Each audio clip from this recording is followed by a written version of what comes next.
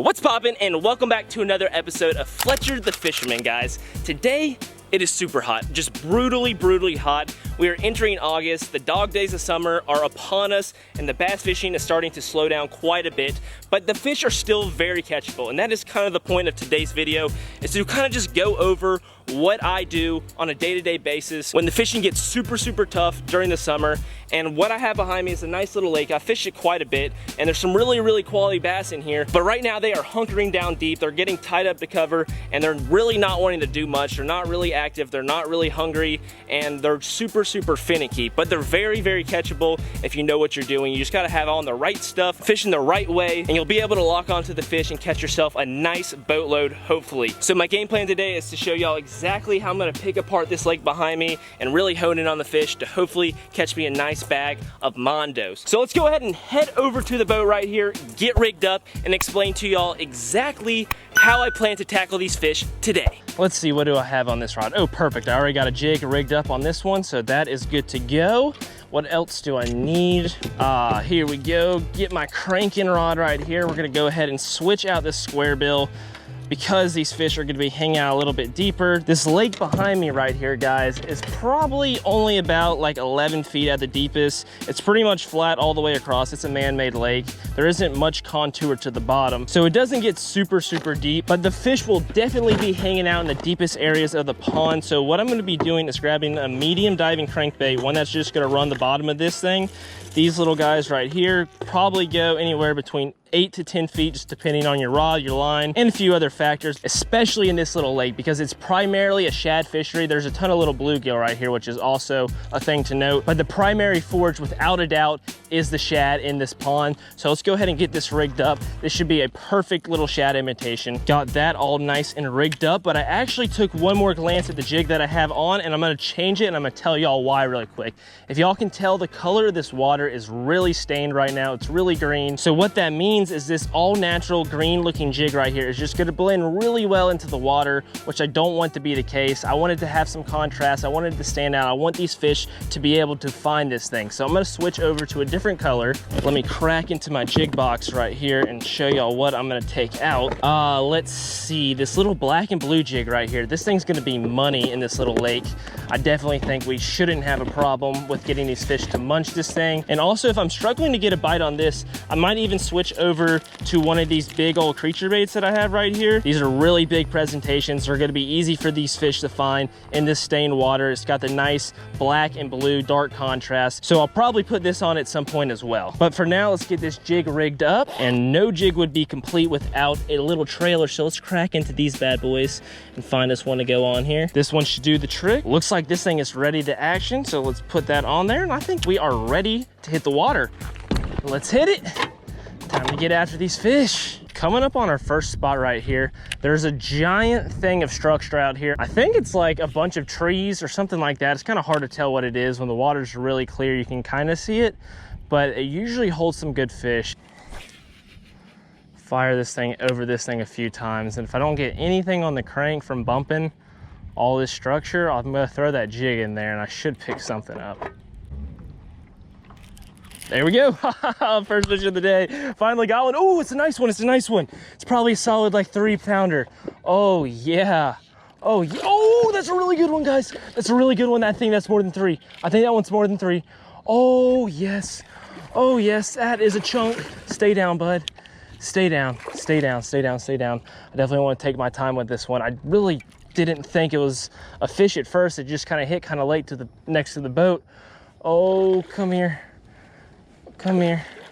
Oh, she's barely pinned. She's barely pinned. Let me grab the net. Come here, girl. Come here, girl. Oh, yes.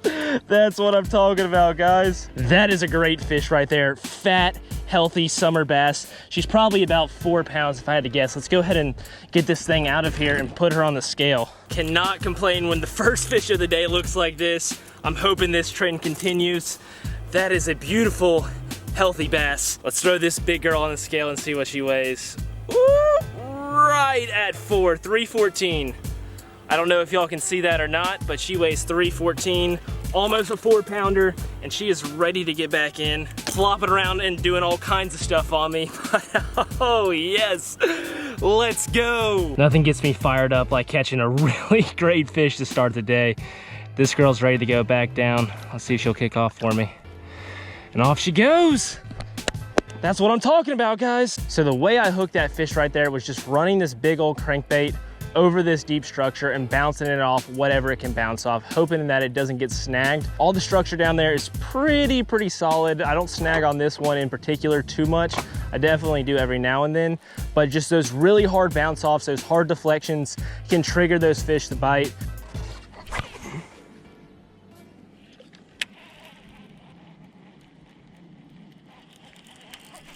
I think I got another one.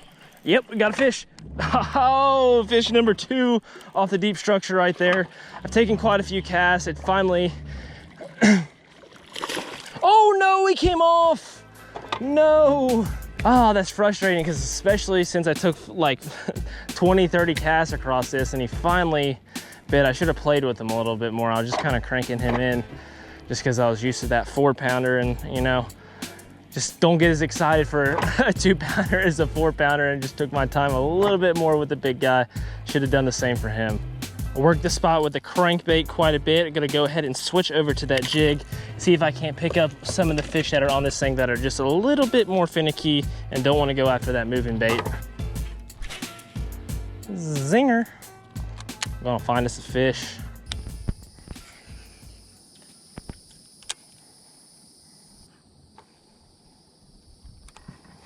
There we go. Got that one. Oh, yes, sir. Come back to me, baby. Oh, another solid fish right here. Another really healthy, chunky bass. Get on in the boat, my friend. Thumped it pretty dang good. Came right out underneath that bush right here behind me. There's actually like 2 big tree stumps or something like that that come off the edge, and they kind of protrude probably 3 or 4 feet off the end of those tree limbs. You can't see them with the water this murky, but this pond clears up quite a bit. Oh, what is that? Ooh, this guy's got a nasty little something going on right here. I don't know if a gator tried to get him or what that's from, but yeah, that's a interesting looking little wound. Let's go ahead and get you back in, bud. Thank you for chomping. And there she goes. Ha. Let's go.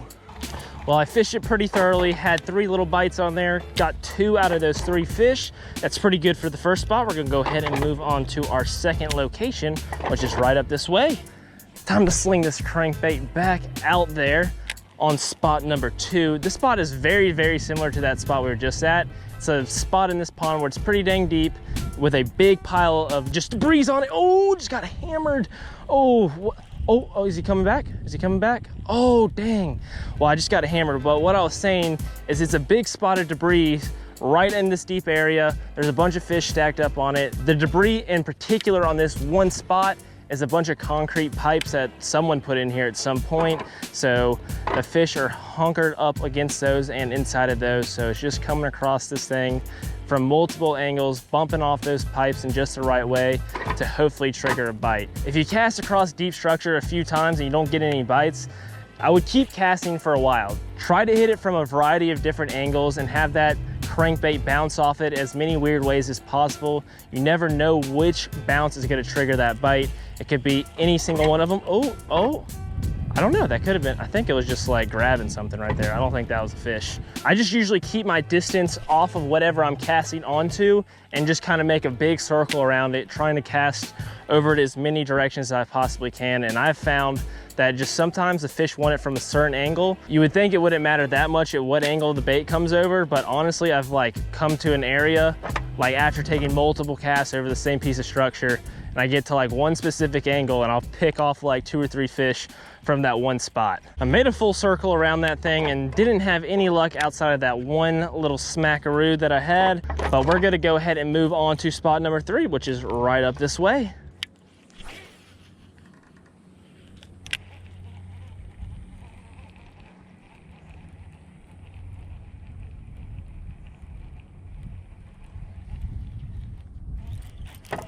Oh, got one.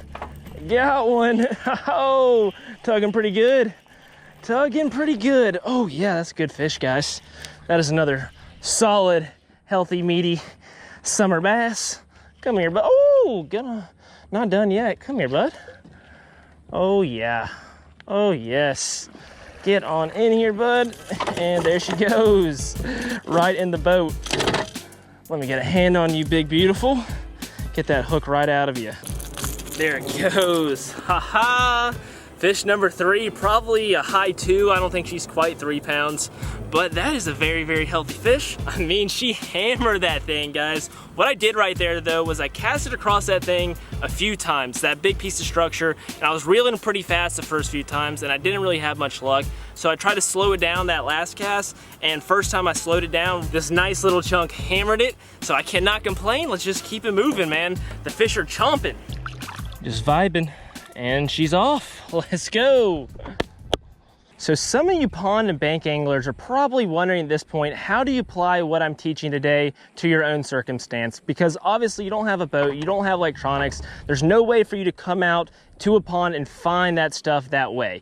So what you have to do is you have to kind of think outside the box. So what I've done in the past is I've done it 2 ways. I've either taken a really deep diving crankbait and just dragged that thing across the bottom as much as I could to kind of feel really quickly where there might be some structure. That's a good way to cover water fast, but you also run the risk of hanging up and losing a crankbait because obviously it's going to be hard for you to go get it standing on the bank.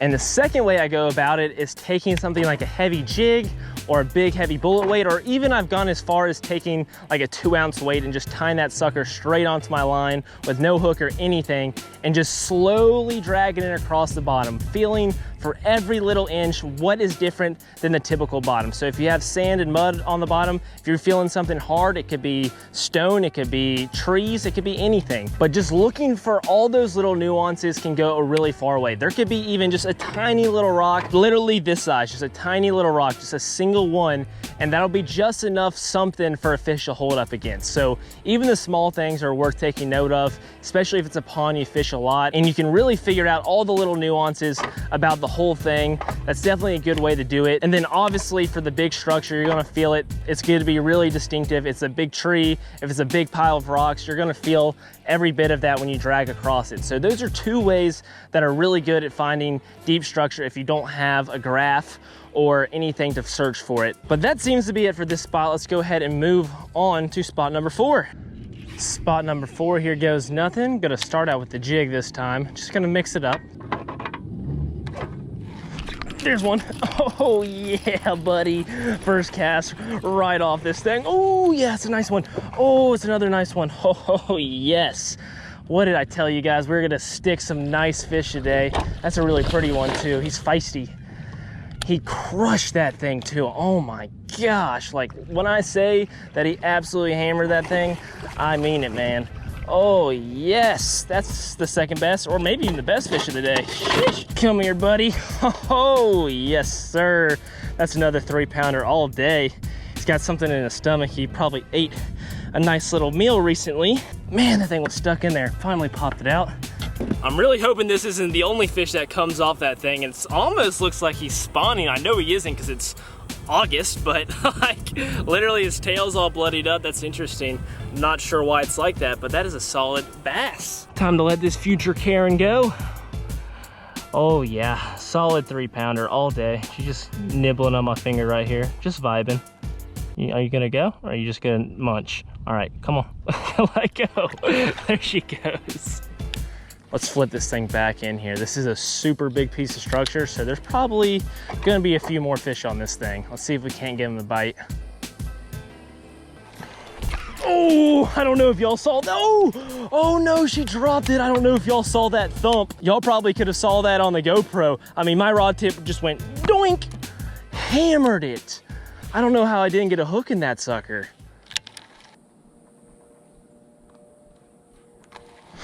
There we go. There she is that time. Got her. Got her. Oh, whew. Another fatty. Another. Oh, that's a tank, guys. That is a tank. Yes.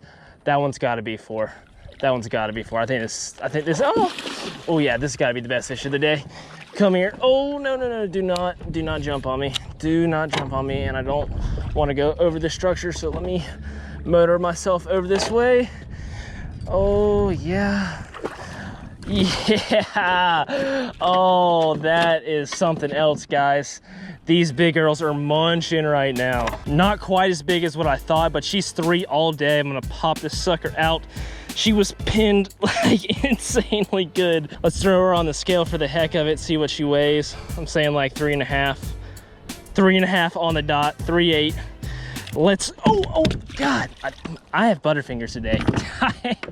I need to watch it. I feel bad dropping those fish on the edge of the boat. She'll be okay though, I promise you that. But she did take my little trailer, so I'm gonna go ahead and put a new one of those on and get back in there. The fish seem to be on this thing like crazy right now. My thumb is all kinds of torn up already.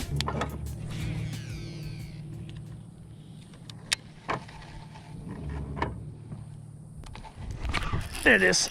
There it is. Another one. Oh, they're so fat in here. They're so fat and healthy. That one was a much more subtle bite. Most people probably would have missed that. There's a big horsefly on my shoulder. Oh God, all kinds of stuff going on. Oh, another really healthy fat fish right there. Not quite as big as those last few, but just as fat. Probably fatter, honestly. Basically a 3-pound fish in a 2-pound fish's body. I appreciate the chomp, you little thick girl. Thank you for munching. Are you gonna swim for me? There she goes. Ha ha! Yes, sir.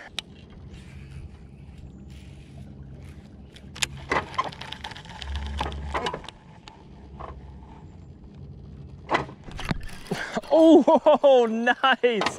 Literally right there. Oh, as I was coming in for the day. That is a really good fish. That might be the best one of the day. Literally right here at the end. Just a little, whole lot of nothing cast right there. Just kind of flipped it off to the side just to see what might bite.